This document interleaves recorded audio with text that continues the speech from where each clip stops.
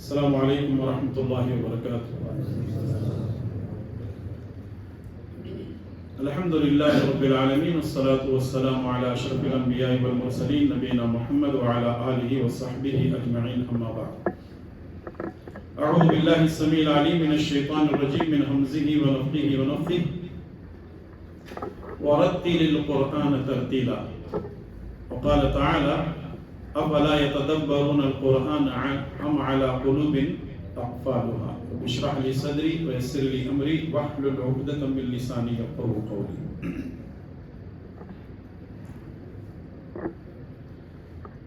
ہر قسم کی تعریف و توصیف، بڑائی اور بزرگی اسی اللہ کے لیے ہے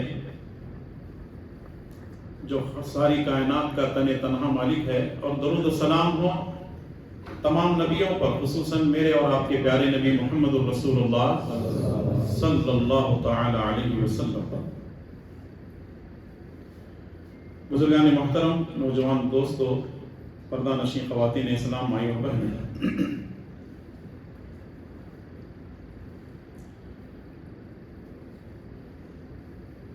ہم جس مہینے سے گزر رہے ہیں یہ مہینہ رمضان کا ہے،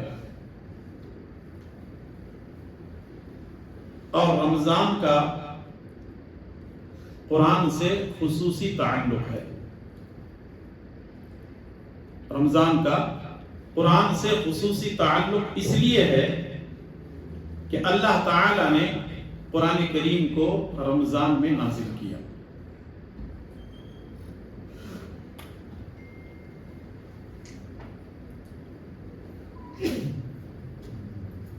اب یہ بات قابل غور ہے کہ قرآن کریم کے اندر اللہ تبارک و تعالی نے قرآن کریم کی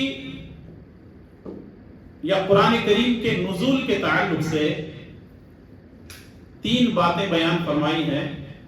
ذرا یہ ان باتوں کو آیات کی شکل میں آپ کی خدمت میں پیش کر دیتا ہوں۔ اللہ تبارک و تعالی نے فرمایا، شہر رمضان الذی انزل فیہ القرآن، رمضان وہ مہینہ ہے جس میں قرآن نازل کیا گیا۔ دوسری بات قرآن کریم کے اندر نزول قرآن کے تعلق سے ہے، انا انزلناہ فی لیلۃ القدر، ہم نے اس کو یعنی قرآن کو لیلۃ القدر یعنی شب قدر میں نازل کیا۔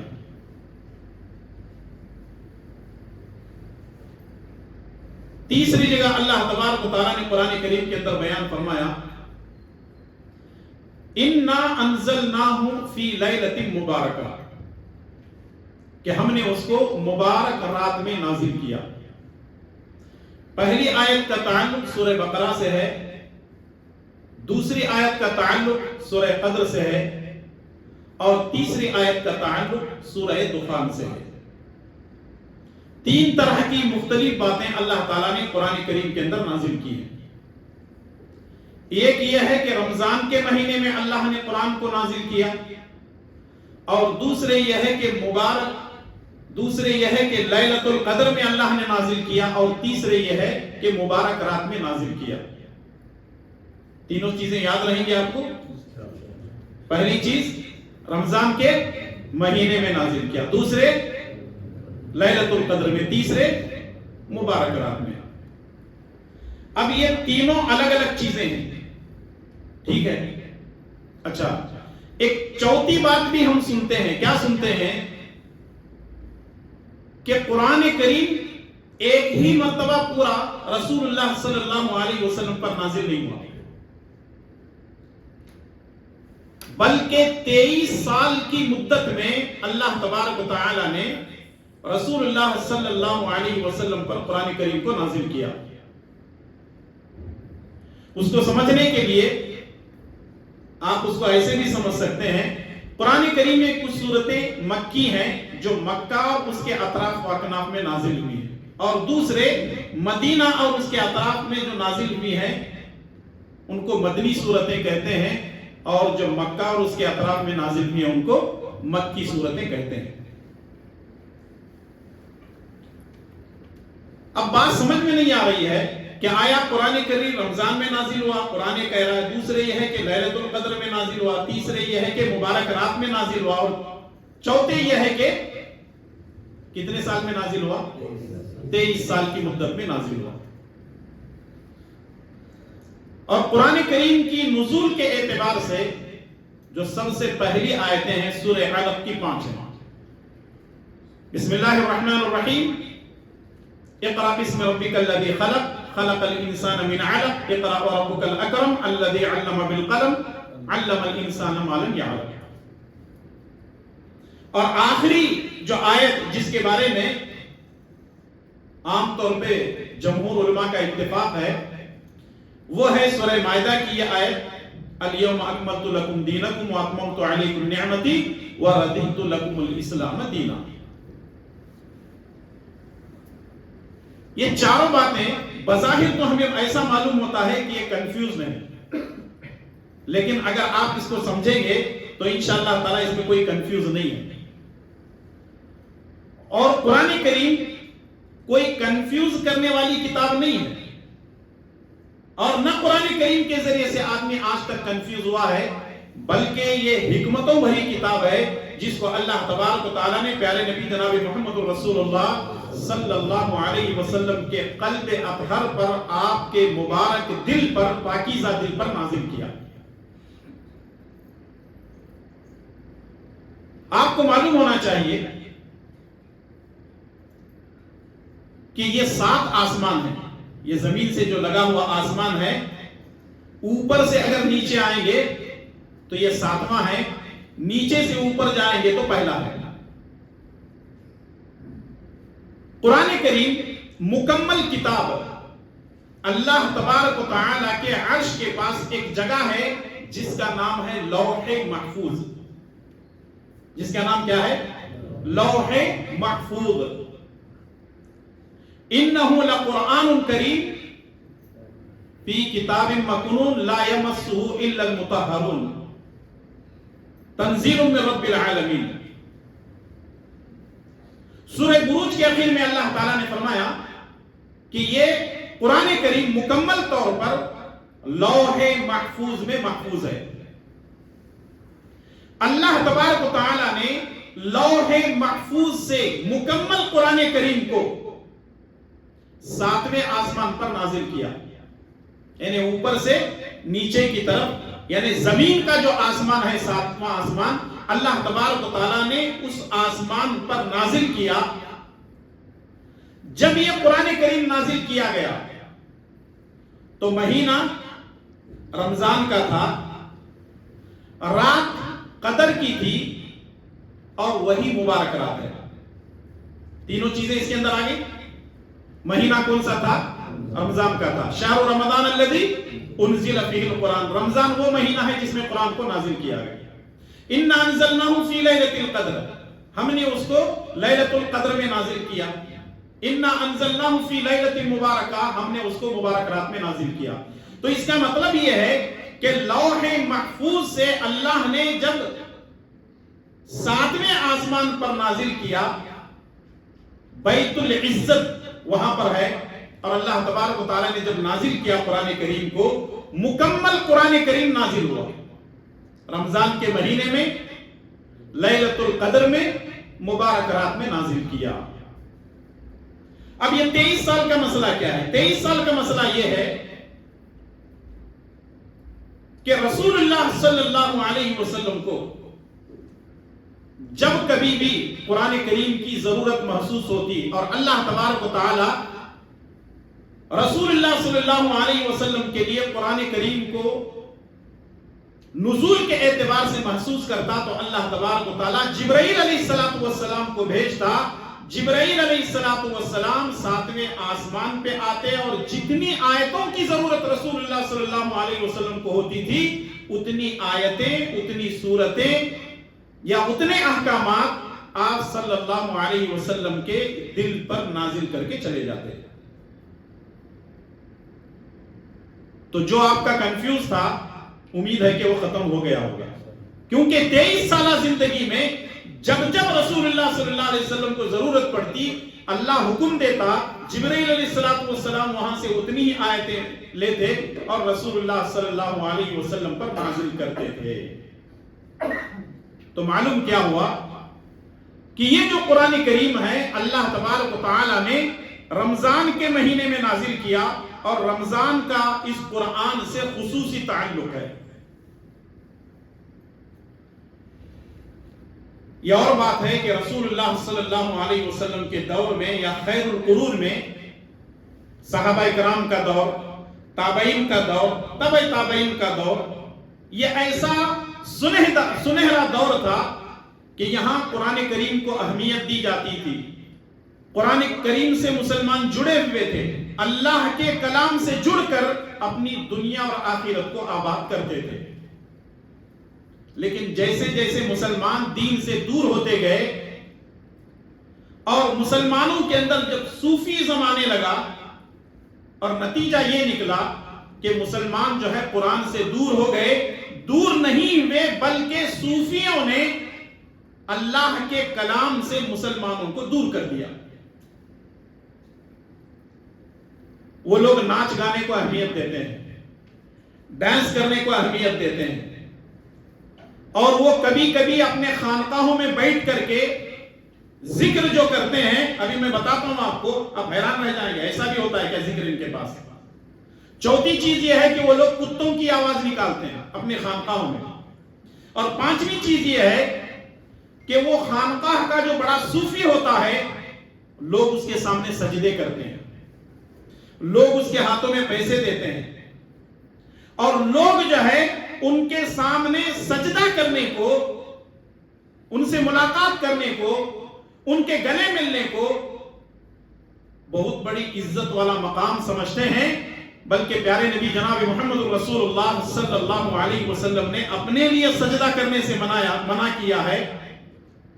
تو کسی صوفی کو، کسی بابا اور پیر کو سجدہ کرنا اسلام اس کی اجازت نہیں دیتا ہے.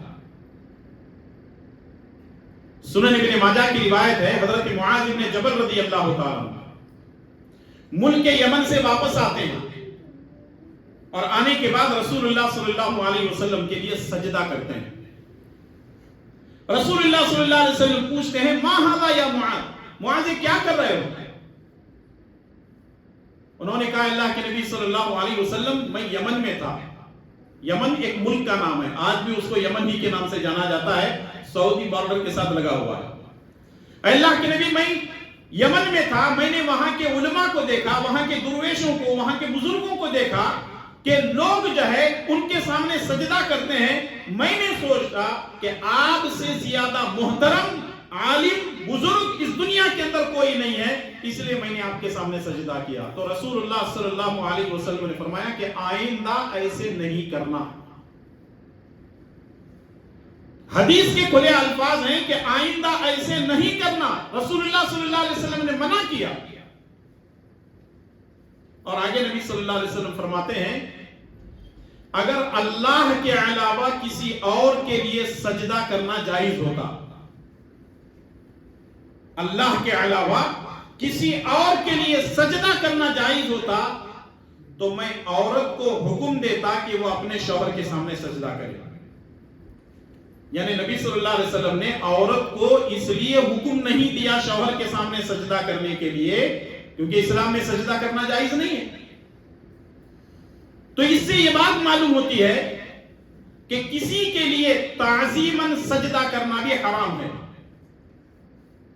سجدہ عبادت یہ تو شرک ہے، اور تعظیمی سجدہ بھی جو ہے اسلام میں حرام ہے. اللہ اور اس کے رسول صلی اللہ علیہ وسلم نے سختی سے منع کیا ہے.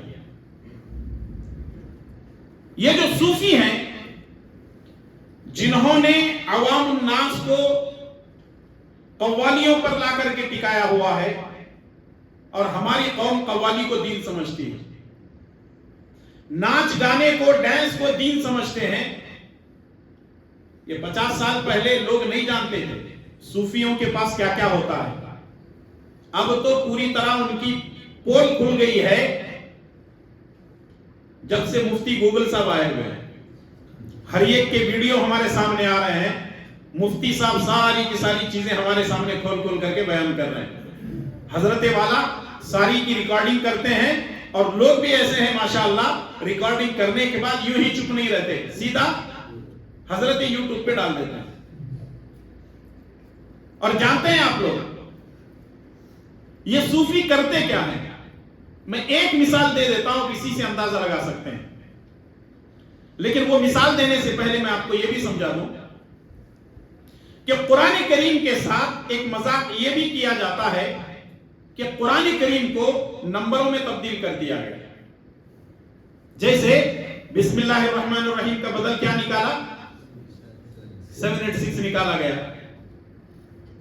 یہ نیومرولوجی نکال کر کے, جبکہ یہ علم جو ہے یہودیوں کا ہے, یہودیوں نے اس کو جو ہے پروموٹ کیا ہے, یہودیوں سے شیعہ میں آیا, شیعہ سے صوفیوں کے اندر آیا, اور یہ چیز جو ہے آج مسلمانوں کے گھروں پہ دیکھو 786 لکھا ہوا ہے, دکانوں پہ دیکھو 786 لکھا ہوا ہے. آپ کے پاس نمبر بھی ہوں گے ویسے, موبائل نمبر 786 ہے تو کیا برکت آتی کیا؟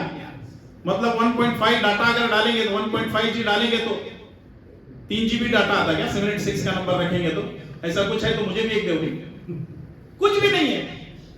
لوگ اس کو بسم اللہ کا بدل سمجھتے ہیں, جبکہ وہ ہرے کرشنا کا بدل ہے. وہ ہرے کرشنا کا اگر آپ نمبر نکالیں گے تو 786 نکلتا ہے, معلوم ہے آپ لوگوں کو.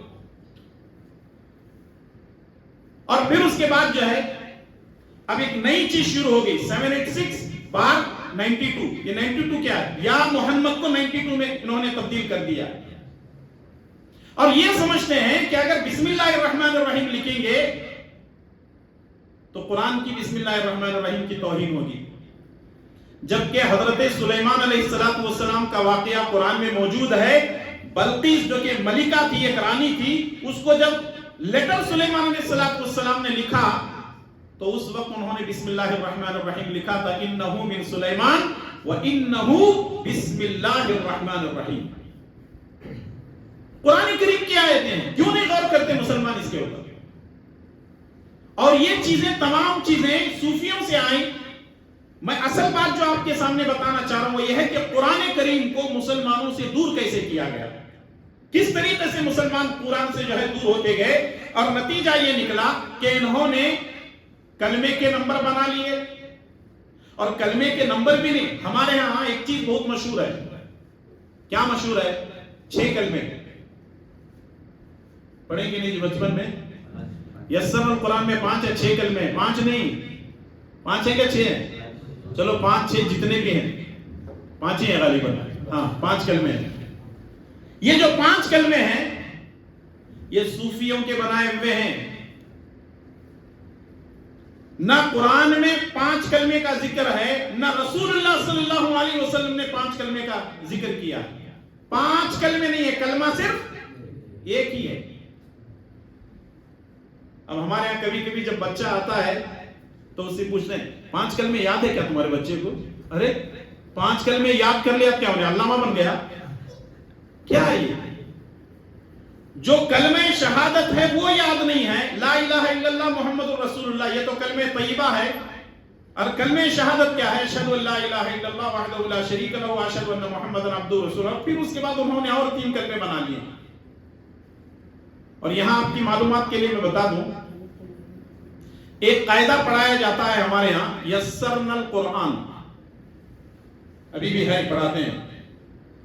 اب ذرا تھوڑا سا ترقی ہو گئی تو نورانی قاعدہ آ گیا اور بھی دوسرے قاعدے آ گئے. یسرنا القرآن کن لوگوں نے لکھا ہے معلوم کیا آپ کو؟ یہ قادیانیوں کا ہے. یہ چھپتا ہے 4 مینار بک ڈپو حیدرآباد سے, اور اس کے اندر لکھا ہوا ہے کبوتر دم ہلا رہا ہے. حالانکہ وہ عربی پڑھا رہے ہیں لیکن اس میں کیا ہے؟ اردو ہے. یہ احمد کی کتاب ہے. احمد کیوں لکھا گیا باقاعدہ؟ کیونکہ مرزا غلام احمد قادیانی ہے. یہ بہت گہری جو ہے چیز ہے کہ لوگ جو ہے اس کے بارے میں جانتے نہیں ہیں, جانکاری نہیں رکھتے ہیں. تو بتانے کا مقصد یہ ہے کہ مسلمانوں کے اندر اس طرح کی چیزیں زبردستی پھونسی گئی کہ یہ دین ہے, یہ شریعت ہے. اور آج حالات ایسے ہیں کہ مسلمان اللہ کے کلام کو صرف نمبروں میں جو ہے تبدیل کر کے یہ سمجھتے ہیں کہ ہم قرآن پڑھ رہے ہیں. اگر ایسے ہی قرآن کریم کو پڑھنا ہوتا نمبروں میں تو پھر पूरा का पूरा जो है सूरह फातिहा नंबर में ले लेते, बिस्मिल्लाहिर्रहमानिर्रहीम की जगह 7 8 6 बोल देते, और अगर अल्हम्दुलिल्लाह रब्बिल आलमीन है उसका नंबर निकालो, अर्रहमानिर्रहीम है उसका नंबर बोलो, अल्लाहु अकबर उसका भी नंबर बोलो। नंबर अल्लाहु अकबर के बजाय नंबर, बिस्मिल्लाहिर्रहमानिर्रहीम के बजाय नंबर, फिर उसके बाद सूरह फातिहा के नंबर निकालो। इसका मतलब यह है कि ये नंबरिंग निकालते निकालते इसका नंबर ही दुनिया से खत्म हो जाएगा। और इन सूफियों ने, असल बात पे मैं आ रहा हूं, ला इलाहा इल्लल्लाह मुहम्मदुर रसूलुल्लाह, इसको कैसे किया है मालूम है? ला इलाहा, हा को पकड़ करके रखो, ला इलाहा इल्लल्लाहु,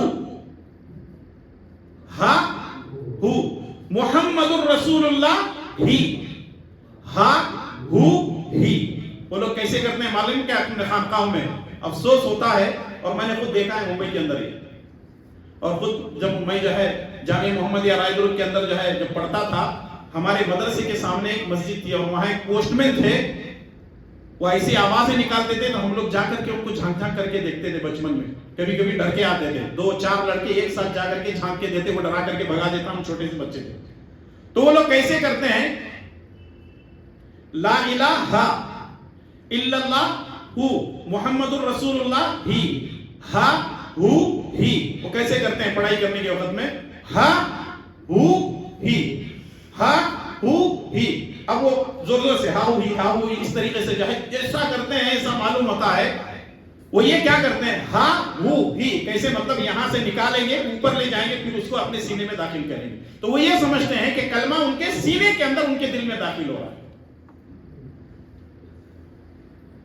शायद पहली मर्तबा सुन रहे हैं आप लोग। हय्यो, बहुत सारी चीजें हैं, और बाकायदा उनकी एक किताब है, यहाँ पे है, शिमोगा में है, हाँ हर जगह है। वो उनकी एक किताब है याहू, तो हम उनको छेड़ते थे yahoo.com। तो ये जो चीजें हैं सरासर गलत हैं, इसका किताब और सुन्नत से कोई वास्ता नहीं है।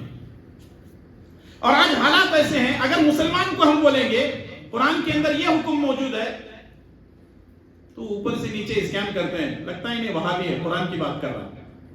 और अगर हम ये कहेंगे प्यारे नबी सल्लल्लाहु अलैहि वसल्लम की ये सुन्नत है, कोई ना कोई टाइटल दे देंगे, और इस तरीके से हमको अपनों से दूर करने की कोशिश की जाती है। यहां तक के लोग कहने वाले यहां तक कहते हैं, मैं अपने आप को हिंदू कहना पसंद करूंगा, अपने आप को ईसाई कहना पसंद करूंगा, लेकिन अपने आप को वहाबी कहना पसंद नहीं करूंगा। और आपकी इत्तला के लिए, वहाबी को गाली के तौर पर आज भी इस्तेमाल किया जाता है। रसूलुल्लाह सल्लल्लाहु अलैहि वसल्लम के जमाने में आप सल्लल्लाहु अलैहि वसल्लम को साबी कहता था, साबी कहा जाता था, साबी, स्वाब अलिफ बा या, साबी। और अब क्या कहते हैं? वहाबी। साबी का मतलब बेदीन, बाप दादा के दीन को छोड़ने वाला। वहाबी मतलब ये भी बाप दादा के दीन को छोड़ने वाला। नबी को भी लोगों ने नहीं छोड़ा, और आज क्या हमको भी नहीं छोड़ रहे, कहते हैं कि ये कुरान और सुन्नत की बात करते हैं। अंग्रेजों के दौर में ये वहाबी नाम के जरिए से मुसलमानों को चिढ़ाया जाता था, मुसलमानों को परेशान किया जाता था। और आज भी आप देख लें, हो सकता है कि आज मैं यहां पे 10:30 बजे दर्स दे रहा हूं, मस्जिदों में बाकायदा चीख चीख करके मौलवी कह रहा है कि वहाबी ऐसा है, वहाबी ऐसा है, वहाबी ऐसा है। मेरे भाइयों और दोस्तों, हमारा मकसद किसी की दिल आजारी नहीं है, किसी का दिल तोड़ना नहीं है। हम ये चाहते हैं कि सारे मुसलमान किताब और सुन्नत पर अमल करने वाले बन जाए। आज मुसलमान कुरान से बिल्कुल दूर हैं। अल्लाह तबारक व तआला फरमाता है, अफला यतदब्बरुन अल-कुरान अम अला कुलूबिन अक़फ़ालुहा। आखिर तुम कुरान पर गौर क्यों नहीं करते? क्या तुम्हारे दिलों पर ताले लगे हुए हैं? क्या तुम्हारे दिल लॉक हो चुके हैं? इकबाल ने कहा था कि वो जमाने में मुअज़्ज़ज़ थे मुसलमान होकर, वो जमाने में मुअज़्ज़ज़ थे मुसलमान होकर, और हम खार हुए तारे के कुरान होकर। मुसलमान قرآن کے بارے میں اگر کچھ کہتے ہیں تو جان دینے کے لیے تیار ہے. یہ اچھی بات ہے, کوئی بری بات نہیں ہے. جیسے آپ دیکھیں امریکہ کے اندر کسی نے قرآن جلایا, اور بھی دوسرے ممالک کے اندر جو ہے قرآن کی بے حرمتی کی گئی.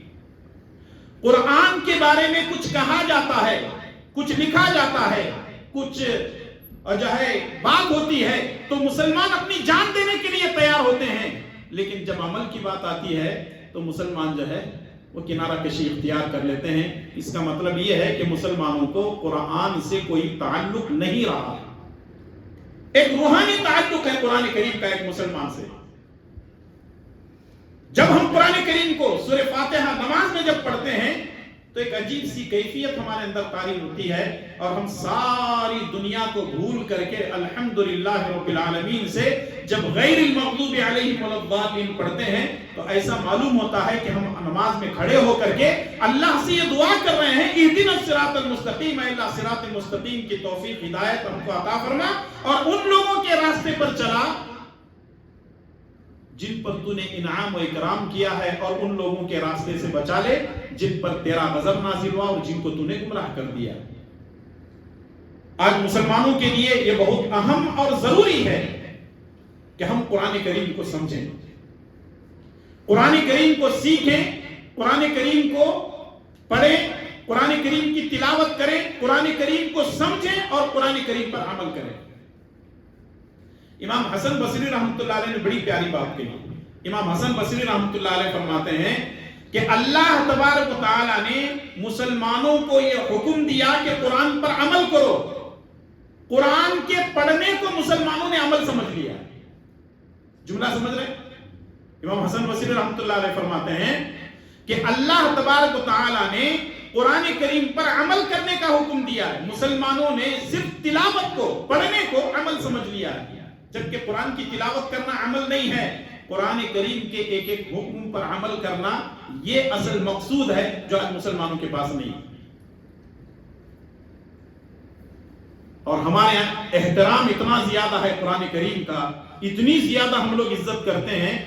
تعظیم کے نام پر ہم لوگ کیا کرتے ہیں, جیسے ہی اذان ہوتی ہے تو سر پہ ٹوپی ڈال لیتے ہیں. کیا ہو رہی ہے؟ اذان ہو رہی ہے. اور عورتیں کیا کرتے ہیں؟ سر پر پلو ڈال لیتے ہیں. احترام, تعظیم, کیوں؟ اذان ہو رہی ہے. اور قرآن کے تعلق سے ہم لوگ تعظیم کیسے کرتے ہیں؟ پیٹھ کے پیچھے قرآن لے کو نہیں بیٹھنا, قرآن کی بے عزتی ہوتی, قرآن کی بے حرمتی ہوتی.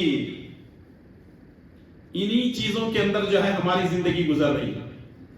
قبلے کی طرف اگر کوئی پیر کیا تو بولتے دیکھو کیسا مسلمان ہے, قبلے کی طرف پیر کر کے بیٹھا ہوا ہے. ناصر بھائی کا فوٹو نکال کے بیٹھانا پڑے گا ابھی انصر بھائی کا, قبلے کی طرف پیر کر کے بیٹھے. ارے عزت ہی نہیں ہے ان کو, یہ لوگ قرآن جو ہے قبلے کی طرف جو ہے اپنا پیر کر کے بیٹھے ہوئے. لوگ یہ سمجھتے ہیں. میں نے ایک مرتبہ اپنی تقریر میں کہا تھا کہ ایک آدمی جو ہے ایک گھر میں مہمان بن کر کے گیا. جب وہ سونے لگا تو مجھے لگا یہاں قبلہ ہے, ٹھیک ہے بھائی, اس نے رخ بدل لیا. دوسری طرف کیا تو مجھے لگا نہیں یہاں مدینہ ہے. تیسری طرف رخ کیا, اس نے کہا یہاں بیت المقدس ہے. جب چوتھی طرف کرنا چاہ رہا تھا تو میزبان نے کہا حضرت پہلے ہی بول دو, گھر چھوڑ کے جاؤ, میں نکل جاتا, یہ ادھر ادھر گھمانے کی ضرورت مجھے کیا ہے. تو تعظیم کے حد تک مسلمان رہ گئے, چاہے وہ قرآن کا معاملہ ہو, اذان کا معاملہ ہو, قبلے کا معاملہ ہو. اور عجیب بات یہ ہے, آج تک میری بات یہ سمجھ میں نہیں آئی کہ ایک آدمی ساری زندگی زندہ رہتے ہوئے قبلے کی طرف پیر کر کے نہیں بیٹھتا. اس کو احتراماً کہتے ہیں کہ قبلے کی طرف پیر نہیں کرنا, بالکل اچھی بات ہے, لیکن مرنے کے بعد اس کے پیر کس طرف کرتے ہیں؟ کیوں؟ کوئی حدیث ہے, کوئی دلیل ہے؟ کوئی نہیں. ایک چیز چل رہی ہے, ایک رسم ہے. اب لوگ کیا کہتے ہیں معلوم نہیں, قبلے کی طرف چہرہ رہنا بول کر کے. قبلے کی طرف چہرہ کب رہتا؟ جیسے قبر میں ہم لوگ اتارتے ہیں تو اس کے گردن کے پاس, اس کی پیٹھ کے پاس جو ہے ڈھیلے دیتے ہیں. کیوں؟ اس کا چہرہ قبلے کی طرف رہنا. وہ ہے پیر جو ہے قبلے کی طرف کر کے یہ سمجھتے ہیں کہ چہرہ قبلے کی طرف ہے. یہ لاجک آج تک سمجھ میں نہیں آئی. تو اچھا قیامت کے دن اٹھتے وقت ٹھیک ہے، وہ قبر میں جو اتار رہے ہیں وہ تو ٹھیک ہے، لیکن یہاں دفن کرنے سے پہلے جو گھروں میں سلاتے ہیں اس کی بات کر رہا ہوں، قبلے کی طرف جو ہے رخ کر کے سلاتے ہیں۔ تو بتانے کا مقصد صرف اور صرف یہ ہے کہ اس طریقے کی چیزیں صرف تعظیم کا مسئلہ ہو رہا ہے، صرف تعظیم کا مسئلہ۔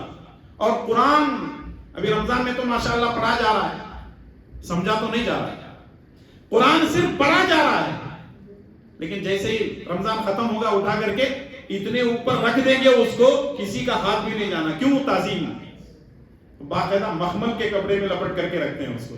میں آخری بات کہتے ہوئے اپنی بات کو ختم کرنے جا رہا ہوں، وہ یہ ہے آپ کی بستی میں ہر جگہ بورڈ لگے ہوئے ہیں، آپ نے غور نہیں کیا ہے تو جا کر کے کل تھوڑا سا ایک سروے کرے شہر شیموگا کا، ہر جگہ بورڈ کیا لگے ہوئے ہیں؟ شبینہ نماز۔ پتہ نہیں بیچاری کہاں بھاگ کو گئی تھی، ان کے ہاتھ کو مل گئی۔ اصل میں شبینہ کہتے ہیں رات میں پڑھی جانے والی نماز کو، شب کہتے ہیں، شب سے رات، اسی سے شبینہ آئی ہے، میں مذاق میں بتا رہا تھا آپ لوگوں کو۔ یہ جو شبینہ نماز ہے کبھی ایک ہی رات میں پڑھ لیتے ہیں، کبھی 2 راتوں میں، کبھی 3 راتوں میں۔ حافظ صاحب کو پیسے مل جاتے ہیں، مالداروں کو ایک رات میں قرآن سنانے والا مل جاتا ہے۔ بڑی مشکل سے ایک رات جو ہے یہ لوگ قرآن کریم کو سنتے ہیں، حافظ صاحب کا جیب گرم ہو گیا، اور پیچھے جو مالدار ہیں، جو لوگ پیسے والے ہیں، وہ یہ سمجھتے ہیں اے ہم لوگ پورا قرآن سن لیے۔ کیا کمال کی! جو ایک رات میں قرآن سنتے سناتے ہیں، 2 یا 3 راتوں کے اندر سنتے سناتے ہیں، کیا سنتے ہوں گے حافظ صاحب، کیا پڑھتے ہوں گے؟ اگر 3 راتوں کی ہی بات لے کر کے ہم لوگ چڑھتے ہیں، ایک رات میں 10 پارے، دوسرے میں 10، تیسرے میں 10 پڑھتے ہیں، تو کیا فائدہ ہوا بولیے؟ قرآن صرف سننے کے لیے نہیں آیا ہے، قرآن صرف تعظیم کرنے کے لیے نہیں آیا ہے، قرآن صرف احترام کرنے کے لیے نہیں آیا ہے، قرآن یہ مذاق بنانے کے لیے، بیچنے کے لیے نہیں آیا ہے۔ قرآن کریم آیا ہے پڑھنے، سیکھنے، غور و فکر کرنے اور اس پر عمل کرنے کے لیے اللہ تبارک و تعالیٰ نے نازل کیا۔ کیا مذاق ہو رہا ہے اس قرآن کے ساتھ؟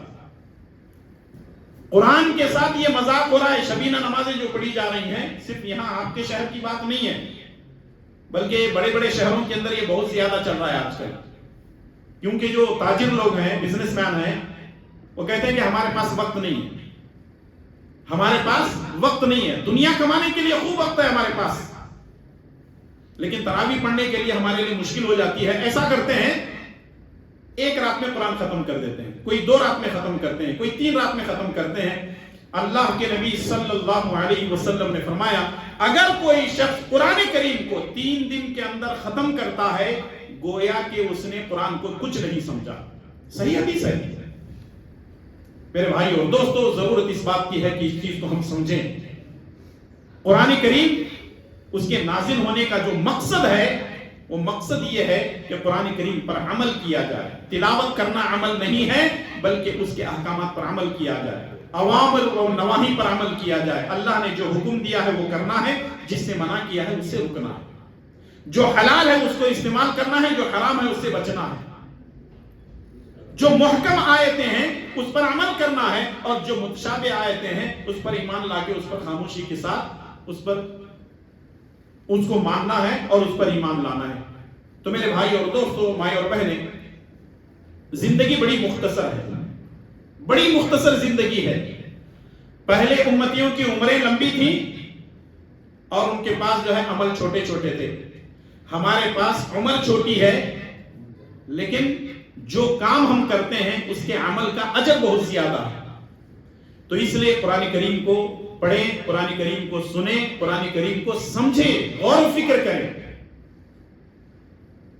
اور آپ دیکھ لیں، جتنی کتابیں دنیا کے اندر لکھی جاتی ہیں، دنیا کے اندر جتنی کتابیں لکھی جاتی ہیں، لکھنے والے کا نام موجود ہے، فلاں صاحب نے لکھا، فلاں صاحب نے لکھا، لیکن قرآن ایک ایسی کتاب ہے، کہیں سے بھی آپ کھول کر کے دیکھ لیں، لکھنے والے کا نام موجود نہیں ہے۔ کیوں؟ تنزیل من رب العالمین، یہ رب العالمین کی طرف سے نازل کی گئی کتاب ہے۔